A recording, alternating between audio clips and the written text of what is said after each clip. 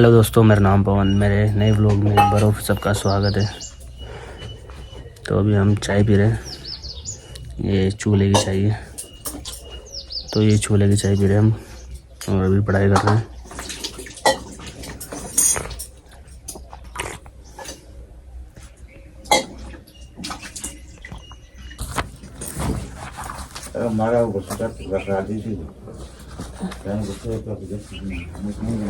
क्या चाहिए तुमको? तो ये मेरी दे सकते हैं 33 सेमेस्टर मध्यकालीन भारत का इतिहास है। 33 सेमेस्टर आवाज़ कर रही है। बोले कोई बात नहीं, वैसे भी वीडियो बना रहा हूँ मैं। तो 33 सेमेस्टर मध्यकालीन भारत का इतिहास 1200 से लेकर 1761 ईस्वी तक है। ये देखते हैं, ये किताबी 1 वीक सीरीज मेरे पास, और पासबुक नहीं है। मैं कोई किताब मैं इससे पढ़ रहा हूँ।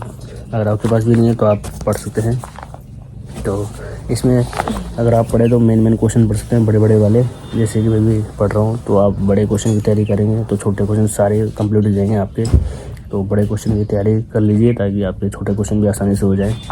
तो इसमें बता देता हूँ, अगर किसी के पास नहीं है तो आप मेरे चैनल को ज्वाइन करके पढ़ सकते हैं।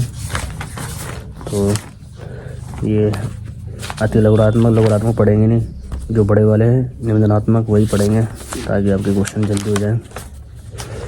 मैं बता देता हूँ आपको, ये है क्वेश्चन। अगर आप नोट कर सकते हो तो नोट भी कर सकते हो इसको।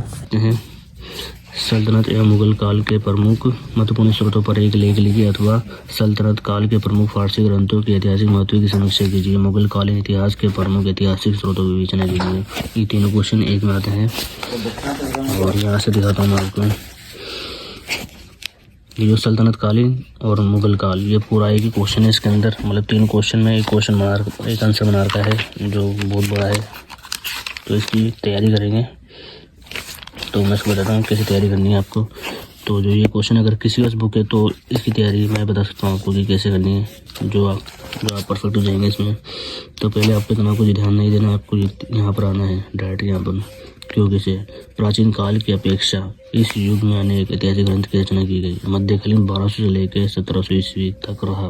भारत में मध्यकालीन चल रहा है, मध्यकालीन की किताब है, तो मध्यकालीन का पढ़ रहे अपन। तो 1200 से लेकर 1700 ईस्वी तक रहा है। और मुस्लिम इतिहासकारों का ऐतिहासिक ग्रंथ, ये नहीं पढ़ना है, ये यहाँ से लेके यहाँ तक छोड़ देना है, इसको फायदा नहीं पढ़ने का। यहाँ पर आना डायरेक्ट। मध्यकालीन इतिहास के स्रोतों को निम्नलिखित भागों में विभाजित किया जा सकता है।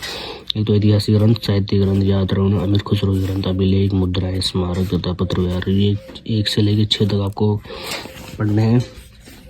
ये आपको पूरा याद करना है। अगर ये याद कर लोगे तो बाकी आसान हो जाएंगे। तो फर्स्ट टॉपिक यही है। आगे बढ़ते हैं। ऐतिहासिक ग्रंथ। ऐतिहासिक ग्रंथ में वही मध्यकालीन की किताबें, तो मध्यकालीन के बारे में आ रहे हैं। मध्यकालीन में अनेक ऐतिहासिक ग्रंथ लिखे गए। इन ग्रंथों की सहायता से हमें मध्यकालीन की राजनीतिक दशा का प्राप्त ज्ञान होने के साथ साथ सामाजिक तथा सांस्कृतिक दशा का भी ज्ञान प्राप्त होता है। वही सेम है। फिर ऐतिहासिक ग्रंथ के अंदर क्या आ रहा है? सल्तनत कालीन ऐतिहासिक ग्रंथ। जो ऐतिहासिक ग्रंथ जो पहले अपन पढ़ रहे हैं ऐतिहासिक ग्रंथ, वो सल्तनत कालीन ऐतिहासिक ग्रंथ आ रहा है। उसमें क्या है? चयचनामा है, तारीख सिंध, तारीख मासूमी, तारीख यामिनी है, और तारीख मसूदी, तारीख उल हिंद, ताजुल मासिर, तबकात नासिरी, खजान उल फुतूह, तारीख अलाई, तारीख फिरोज शाही, फतवात फिरोज शाही, सीरत फिरोज शाही, फुतूह सलातीन, किताबुल रहला, तारीख मुबारक शाही, वाहियात मुश्ताकी और तारीख मुश्ताकी, तारीख सलातीन अफगानी, मज्जन अफगानी, तारीख दाऊदी। और बस यहाँ तक पहले तो आपको सिर्फ पढ़ना है, मतलब कॉपी में लिखना है और याद करना है। फिर इसके बाद में अपन इसके छोटे छोटे टॉपिक और पढ़ेंगे। तो पहले यहाँ तक तैयारी कीजिए, फिर आगे का मैं अगली वीडियो में बताऊँगा आपको।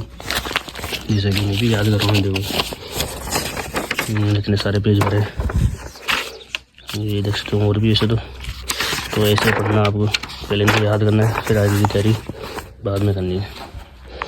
मिलते हैं आपसे अगली वीडियो में।